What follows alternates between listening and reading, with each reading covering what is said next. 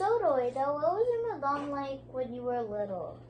Um, Ramadan when I was little was really fun, you know. I remember playing with my friends in the masjid a lot during, Isha and Tarawih. I also tried fasting, you know, Saturdays and Sundays, but did try to fast, all 30 days.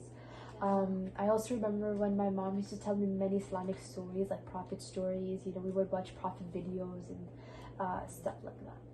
So, like, what type of gifts do you get for Ramadan? I remember when my grandparents used to give me money. My parents used to give me many toys and stuff like that. My cousins and I, my siblings, we would exchange gifts. We would, buy gifts for each other, so yeah. So, what type of food do you eat for Ramadan? My mom makes really good Indian pastries like samosas and spring rolls. I also help my mom cut fruits like strawberries, oranges, and especially watermelon. Watermelon is like my favorite fruit. Along with dates, we drink kahwa, which is like the best combination ever. Okay. So, what did you do like just for Ramadan, like special? So every Ramadan, we give a fruit basket with a little, a card note that says like, Happy Ramadan to our neighbors, to each neighbors.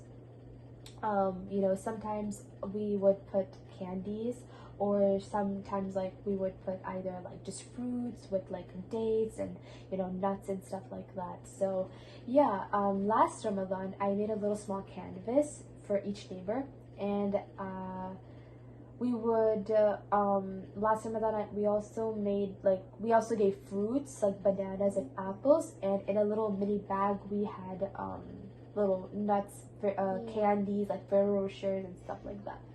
So, what is your goal for this Ramadan like?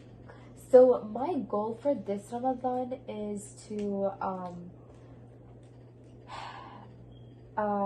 be more closer to Allah subhanahu wa ta'ala. Like, I also want to do lots of dhikr, do more ibadah, than I usually do, because Ramadan is the time where, you are trying to gain more faith, in your God and Allah subhanahu wa ta'ala, and you're trying to make it more stronger so that in the future, like after Ramadan, you will be intact like that. So since I will be having school and it will be really hard to manage school and do ibadah, and I thought of creating a plan, like a planner, like a schedule.